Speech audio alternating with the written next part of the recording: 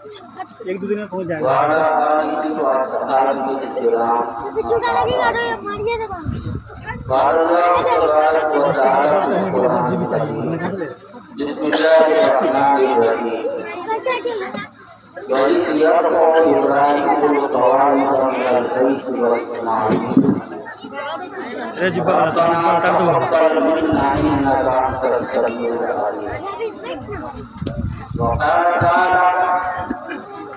ربنا ورسولهم ورسولا منهم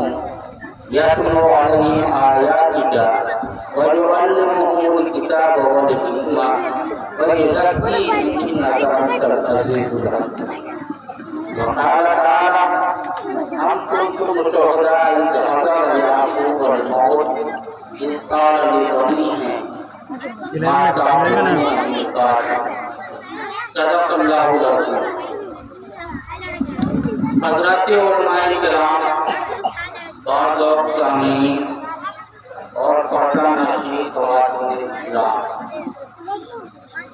قرآن مقدس کے ایک ہی پارہ بلکہ ایک ہی صفحے سے 3 مقامات سے چند آیتیں پڑھنے کا شرط ہے۔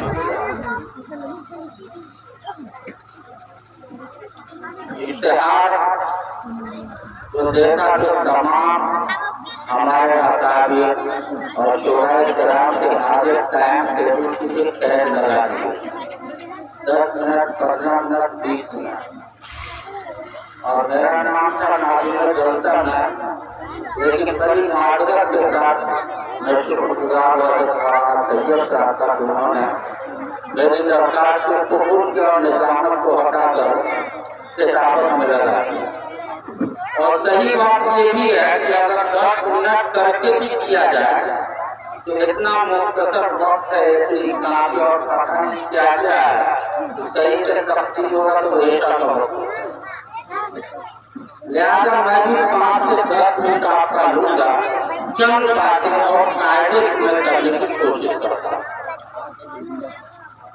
حضرت ابراہیم علیہ السلام و تسلیم جب دونوں باپ اور بیٹے خانہ کعبہ کی دیوار کو اٹھا رہے تھے،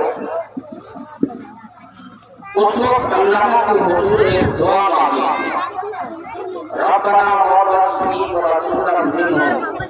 کہ اے میرے پروردگار، اے میرے اللہ، تم مجھی میں سے ایک ایسے نبی کو مبعوث کر کے جو تیری آیتوں کو پڑھ کر کے سنائے اور حکمت اور دانائی کی باتیں بتائیں اور تزکیہ نفوس کرے۔ حضور اکرم جناب محمد رسول اللہ صلی اللہ علیہ وسلم کی بعثت سے تقریباً 2500 سال پہلے حضرت ابراہیم علیہ السلام نے یہ دعا مانگی، لیکن قبولیت دعا میں تقریباً 2500 سال لگ گئے، اور جب آپ نامدار جناب محمد رسول اللہ صلی اللہ علیہ وسلم کی بعثت ہوتی ہے اور حضرت محمد صلی اللہ علیہ وسلم حضرت ابراہیم علیہ السلام کے خانوادے سے اور ان کے خاندان سے تھے، تو آپ کو نبی جب بنایا جاتا ہے تو ربک کے ذریعے سے آپ کو نبی آخر الزمان کا تاج آپ کے سر میں ڈال دیا جاتا ہے۔ میں نے دوسری تیسری آیت جو پڑھی ہے، ام کنتم شہداء اذ حضر یعقوب الموت، یہ قرآن کریم کی ایک عجیب و غریب آیت ہے، اور برکشہ کے چند لوگ یہاں پہ بیٹھے ہوئے اس آیت کو غور سے سمجھتے کہ اس کا مقصد کیا ہے۔ حضرت یعقوب علیہ السلام و تسلیم ایک اللہ کے پیغمبر ہیں، نبی، اور ان کے والد حضرت اسحاق بھی اللہ کے پیغمبر ہیں، اور ان کے چچا حضرت اسماعیل علیہ السلام و تسلیم بھی اللہ کے پیغمبر ہیں، اور ان کے دادا حضرت ابراہیم علیہ السلام و تسلیم بھی اللہ کے پیغمبر ہیں، اور ان کے صاحبزادے حضرت یوسف علیہ السلام و تسلیم بھی اللہ کے پیغمبر ہیں۔ اور یہودا کی ایک روایت کے بائبل کی ایک روایت کے مطابق حضرت یعقوب علیہ السلام کے دوسرے صاحبزادے یہودا بھی اللہ کے پیغمبر ہیں۔ پورا خاندان، پورا قبیلہ نبیوں سے بھرا ہوا، لیکن جب آخری وقت حضرت یعقوب علیہ السلام و تسلیم کا آتا اور ہم لوگ اپنے سماج میں اپنے معاشرے اور سوسائٹی میں دیکھتے ہیں کہ جب کوئی انتقال کرنے والا ہوتا ہے تو اس کے رشتے دار عزیز و اقربا ان کی اولادیں اپنے گزرنے والے بزرگ کے ارد گرد جمع ہو جاتے ہیں. اس وقت حضرت یعقوب علیہ السلام و تسلیم سے اپنے بیٹوں سے پوچھا تھا ماتا اتنا میری بات میرے بعد تم کس کی عبادت کرو میرے بعد تم کس کی عبادت کرو اتنا بڑا نبی کا خاندان ہے نیچے سے اوپر تک سب نبی ہے اور اس کے باوجود حضرت یعقوب اپنی اولاد سے پوچھ رہے ہیں کہ تم میرے مرنے کے بعد کس کی عبادت کرو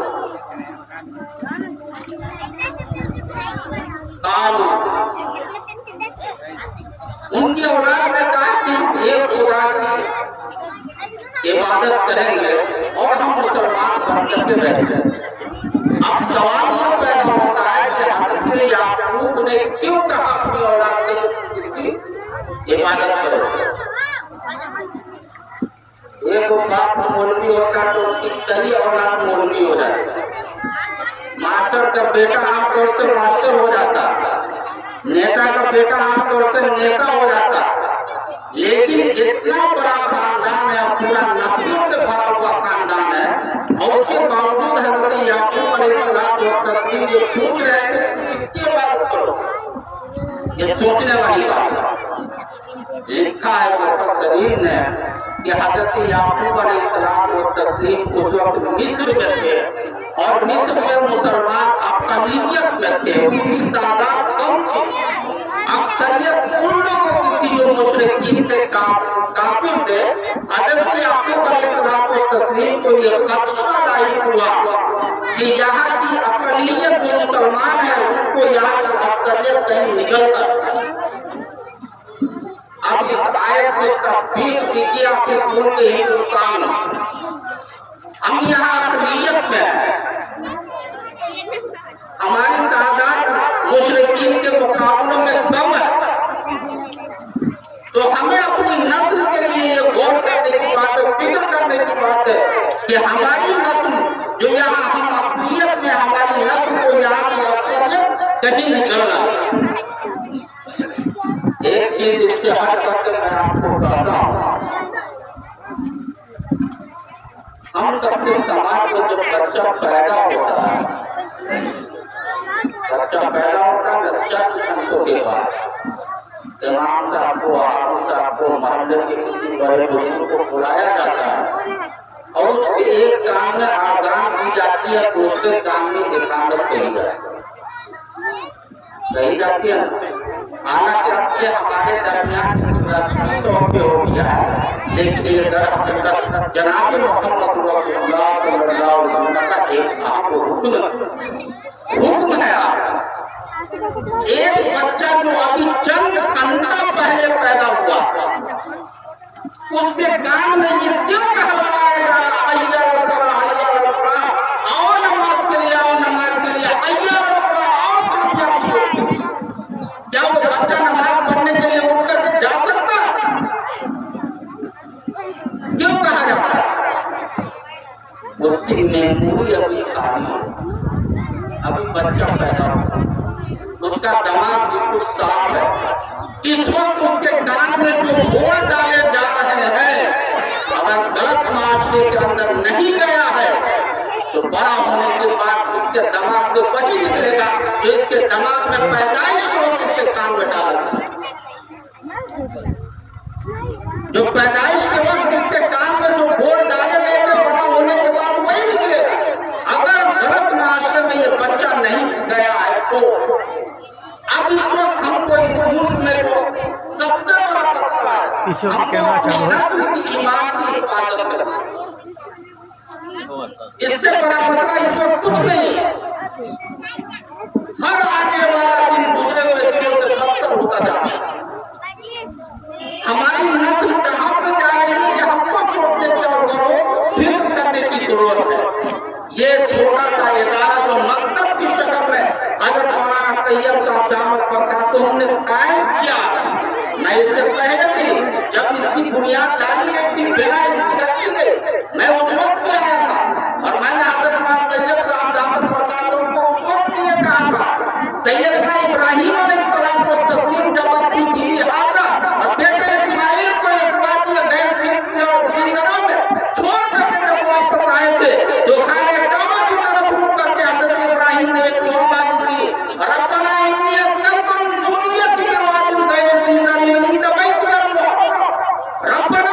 وَأَقِيمُوا الصَّلَاةَ وَجَعَلَ أَفْئِدَةً مِّنَ النَّاسِ تَهْوِي إِلَيْهِمْ وَارْزُقْهُم مِّنَ الثَّمَرَاتِ لَعَلَّهُمْ يَشْكُرُونَ۔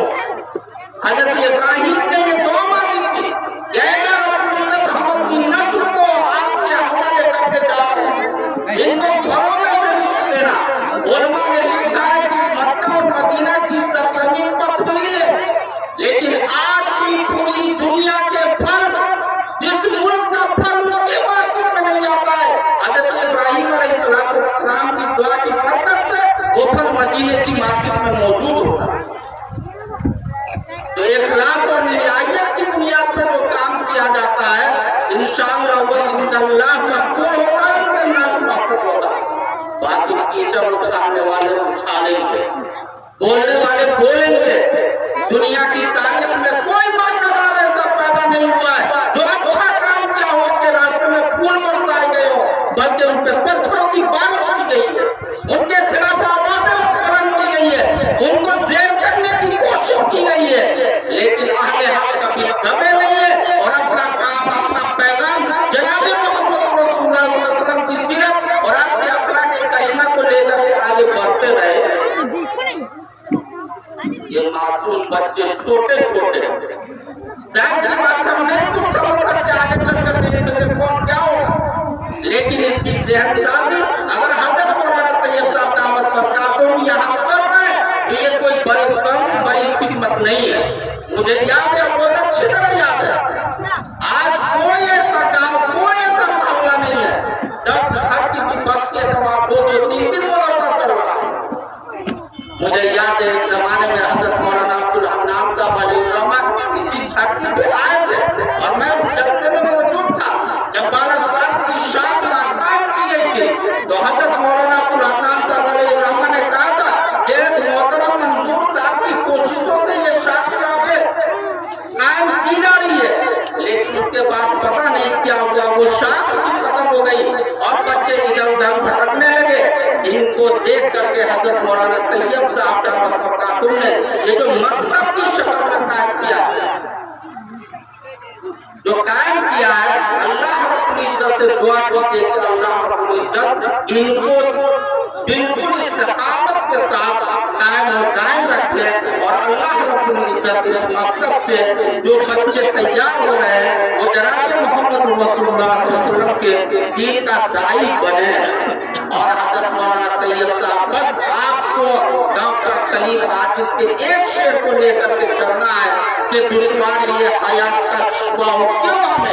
ہمیں ملا ہے سر کو درد سر سے ملے، غم تو کسائے روح ہے غم سے گریز کیا، جس سے ملے جہاں سے ملے جس قدر ملے، اپنا تو کام ہے کہ جلاتے پھرو چراغ، راستے میں کا دوست یا دشمن کا گھر۔